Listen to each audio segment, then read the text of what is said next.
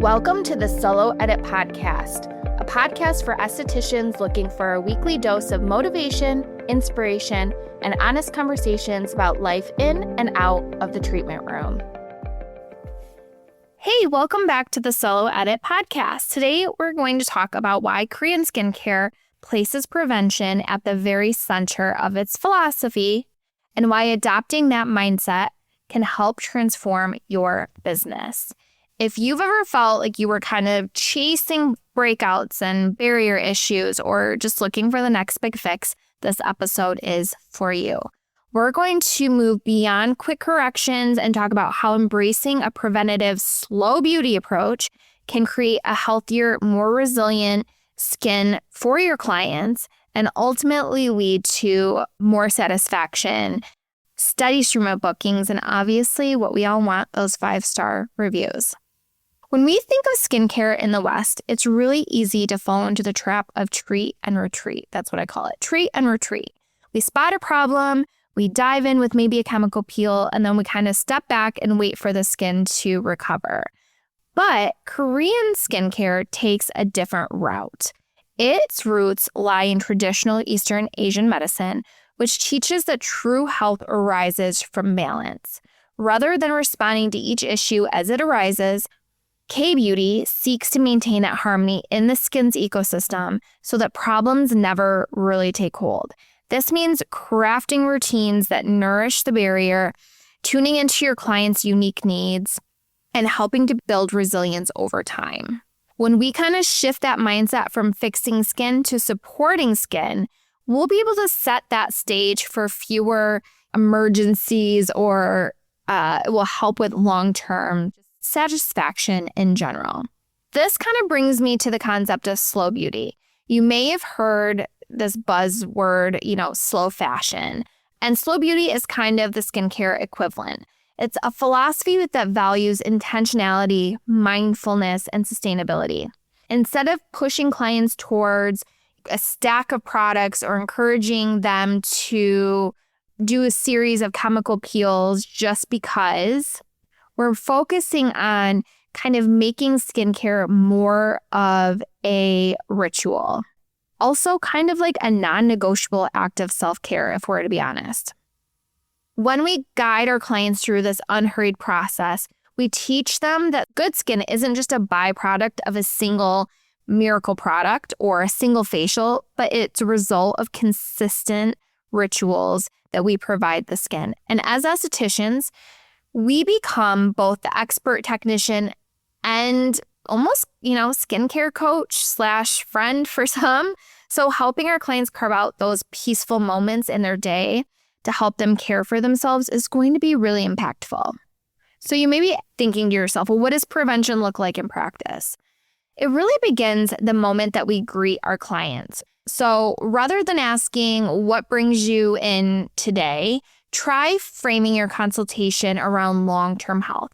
How can we reinforce your skin strengths so that sensitivities never really flare up in the first place? What is the root cause?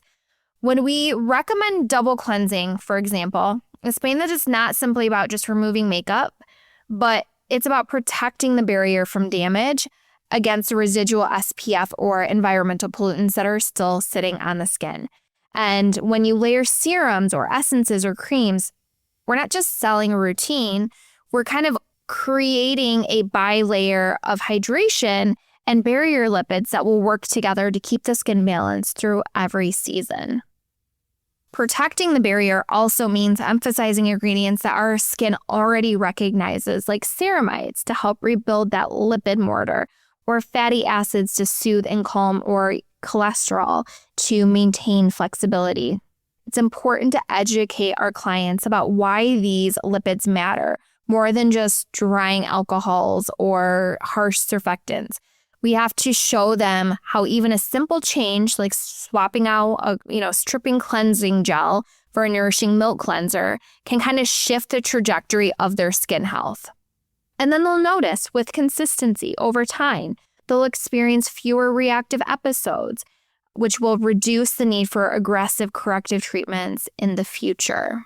We're basically creating a more stable foundation on which advanced therapies can build upon. Of course, no conversation about prevention is complete without discussing sun protection. In Korea, it is understood that the most powerful anti-aging treatment is daily thorough application of SPF. You cannot outtreat UV damage. You can only prevent it. So encourage your clients to see sunscreen as a cornerstone for every morning, rain or shine. It's part of their routine. That's just a non-negotiable. You can offer them lightweight formulas. Thank goodness for Korean skincare, because they have formulas that are fast absorbing, that feel like skincare rather than a thick layer of something on top. When they start to internalize that consistent sun protection is the single most important part of their pro-aging routine, we will notice as estheticians that their concerns about pigmentation, fine lines, and textures will start to fade in the background. Now, let me share a story about a client of mine from years ago.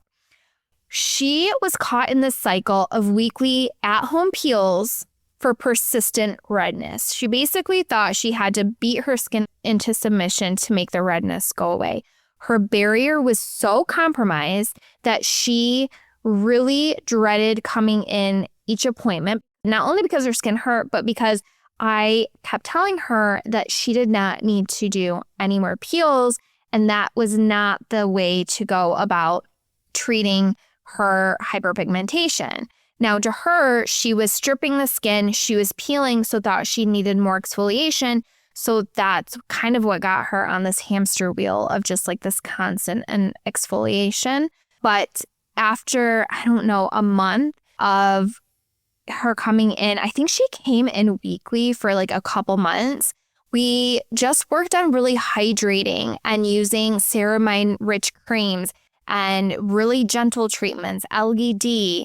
And within a month, her redness had seriously decreased, probably by like 70%. And she was able to return to corrective treatments with minimal downtime, but also she stayed away from the at-home peels. The difference came not from just what I was doing, but also from the support I provided and the home care routine she was now on. If you're wondering how to bring prevention into your business, start by auditing your back bar. Do you have barriers supporting preventative options ready to go? If not, consider adding a enzyme mask like Carex's enzyme cream mask or Coarté's powdered enzyme mask. Think about products that are rich in ceramides like Coarté's Rich M line. And obviously, don't forget the SPF. And then when crafting your client's home care routine, build around layered hydration and sun protection rather than just corrective actives. In your consultation, make sure to spend the first 5 minutes educating clients about prevention. This really sets the stage. It helps explain why this is really important and is more important than any single corrective procedure or treatment.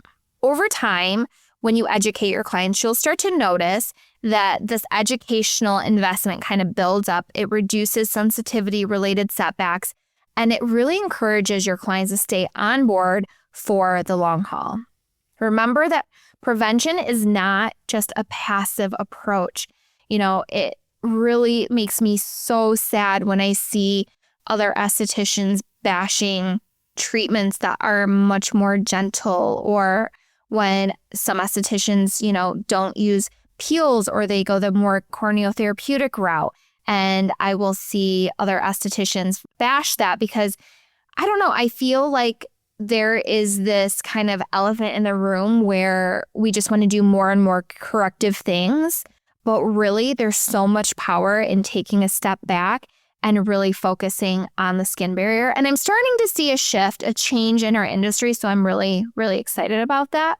But prevention is not just a passive approach. It's actually very active, and it's a mindful commitment to your client's overall well-being. And by anchoring your practice in K-Beauty's philosophy of supporting skin function rather than just treating symptoms, you'll be able to have clients that have healthier complexions. They'll be happier in general. Their results will be more sustainable.